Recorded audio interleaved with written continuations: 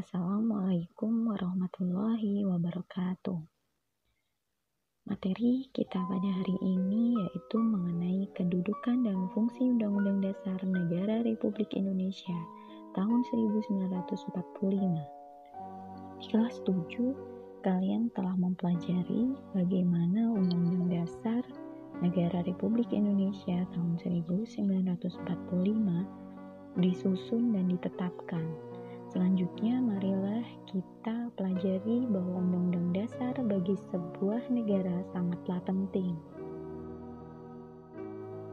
Tujuan pembelajaran kita pada hari ini yaitu yang pertama, menjelaskan kedudukan Undang-Undang Dasar Negara Republik Indonesia tahun 1945, dan yang kedua, menjelaskan sifat dan fungsi Undang-Undang Dasar 1945. 1.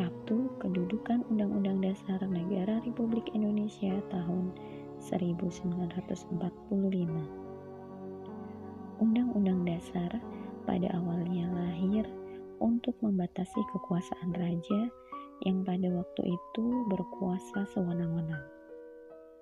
Undang-Undang Dasar diperlukan untuk mengatur hak dan kewajiban penguasa untuk memerintah, serta hak dan kewajiban rakyat yang diperintah. Undang-Undang Dasar diperlukan untuk mengatur jalannya pemerintahan. Jika suatu negara tidak memiliki Undang-Undang Dasar, dapat dipastikan akan terjadi penindasan terhadap hak asasi manusia. Latar belakang pembuatan Undang-Undang Dasar bagi negara yang satu berbeda dengan negara yang lain. Hal ini disebabkan karena beberapa hal, antara lain sejarah yang dialami oleh bangsa yang bersangkutan, kemudian cara memperoleh kemerdekaan bangsanya, dan situasi serta kondisi pada saat menjelang kemerdekaan bangsanya, dan lain sebagainya. Menurut pendapat Bryce, seperti dikutip artonang.blogspot.com, hal-hal yang menjadi alasan sehingga suatu negara memiliki undang-undang dasar yaitu sebagai berikut. Yang pertama, adanya kehendak para warga negara yang bersangkutan agar terjamin hak-haknya dan bertujuan untuk mengatasi tindakan-tindakan para penguasa negara tersebut. Yang kedua, adanya kehendak dari penguasa negara dan rakyatnya untuk menjamin agar terdapat pola atau sistem tertentu atas pemerintah negaranya. Yang ketiga, adanya kehendak para pembentuk negara baru tersebut agar terdapat kepastian tentang cara penyelenggaraan ketatanegaraannya. Yang keempat, adanya kehendak dari beberapa negara yang pada mulanya berdiri sendiri untuk menjalin kerjasama. Motivasi adanya Undang-Undang Dasar Negara Republik Indonesia tahun 1945 adalah yang pertama, adanya kehendak para pembentuk negara Kesatuan Republik Indonesia sesaat setelah proklamasi kemerdekaan Republik Indonesia, tepatnya pada tanggal 18 Agustus 1945. Hal ini dimaksudkan agar terjamin penyelenggaraan ketatanegaraan Negara Kesatuan Republik Indonesia secara pasti atau adanya kepastian hukum, seperti pendapat Bryce pada nomor 3, sehingga stabilitas nasional dapat terwujud. Yang kedua, terwujudnya ketatanegaraan yang pasti dan stabilitas nasional memberi makna bahwa sistem politik tertentu dapat dipertahankan, yaitu sistem politik menurut Undang-Undang Dasar Negara Kesatuan Republik Indonesia tahun 1945. Kalian mungkin pernah mendengar kata konstitusi.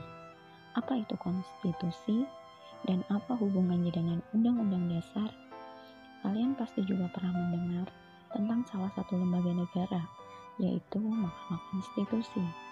Apa itu konstitusi? Konstitusi menurut beberapa ahli memiliki arti yang lebih luas daripada Undang-Undang Dasar. Undang-Undang Dasar hanya sebagian dari konstitusi, yaitu konstitusi tertulis.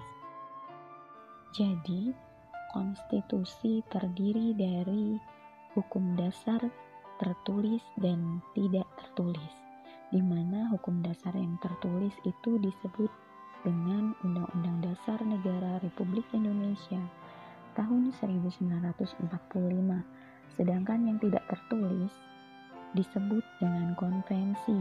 Konvensi adalah aturan-aturan yang timbul dan terpelihara dalam praktek penyelenggaraan negara, meskipun tidak tertulis. Salah satu contoh dari konvensi adalah pidato kenegaraan Presiden setiap tanggal 16 Agustus di depan DPR. Undang-Undang Dasar Negara Republik Indonesia tahun 1945 berkedudukan sebagai sumber hukum dan merupakan hukum dasar yang menempati kedudukan tertinggi.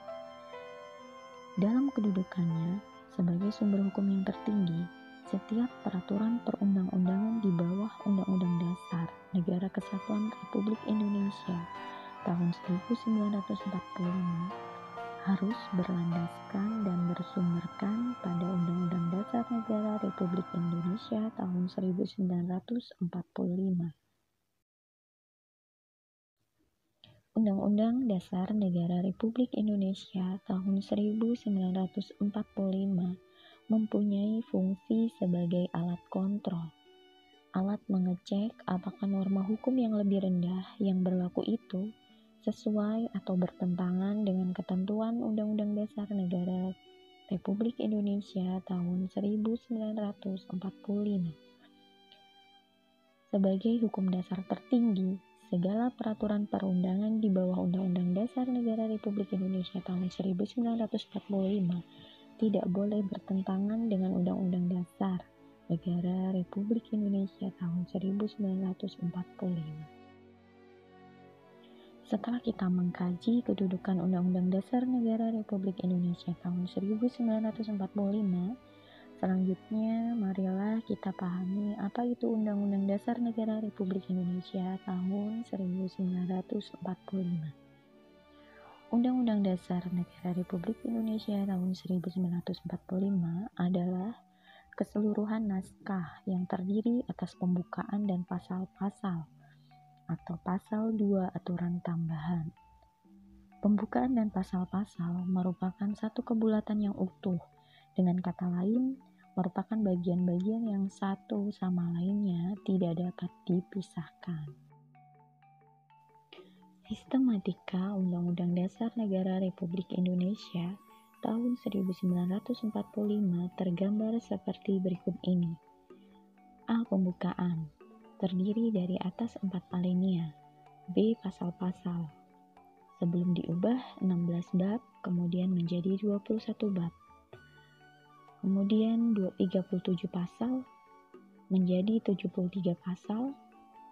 Sebelum diubah ada 49 ayat, setelah diubah menjadi 170 ayat. Kemudian sebelum diubah terdiri dari 4 pasal aturan peralihan, setelah diubah menjadi 3 pasal aturan peralihan. Kemudian 2 ayat aturan tambahan berubah menjadi 2 pasal aturan tambahan.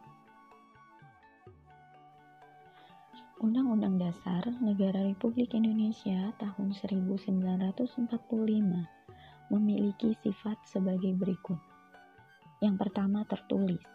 Rumusannya jelas, merupakan suatu hukum yang mengikat pemerintah sebagai penyelenggara negara maupun mengikat bagi setiap warga negara. 2.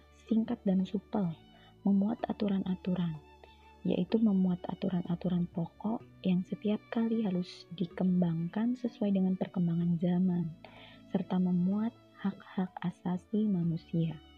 3. Memuat norma-norma, aturan-aturan, serta ketentuan-ketentuan yang dapat dan harus dilaksanakan secara konstitusional. 4. Merupakan peraturan hukum positif yang tertinggi juga sebagai alat kontrol terhadap peraturan perundang-undangan yang lebih rendah dalam hierarki tertib hukum Indonesia. Dalam kedudukan yang demikian itu, Undang-Undang Dasar Negara Republik Indonesia tahun 1945 memiliki fungsi sebagai berikut. A. Alat kontrol. Undang-Undang Negara Republik Indonesia tahun 1945 sebagai alat kontrol apakah aturan hukum yang lebih rendah sesuai atau tidak dengan norma hukum yang lebih tinggi, yaitu Undang-Undang Dasar Negara Republik Indonesia tahun 1945. B. Pengatur. Undang-Undang Dasar Negara Republik Indonesia tahun 1945 juga berperan sebagai pengatur bagaimana kekuasaan negara disusun, dibagi, dan dilaksanakan.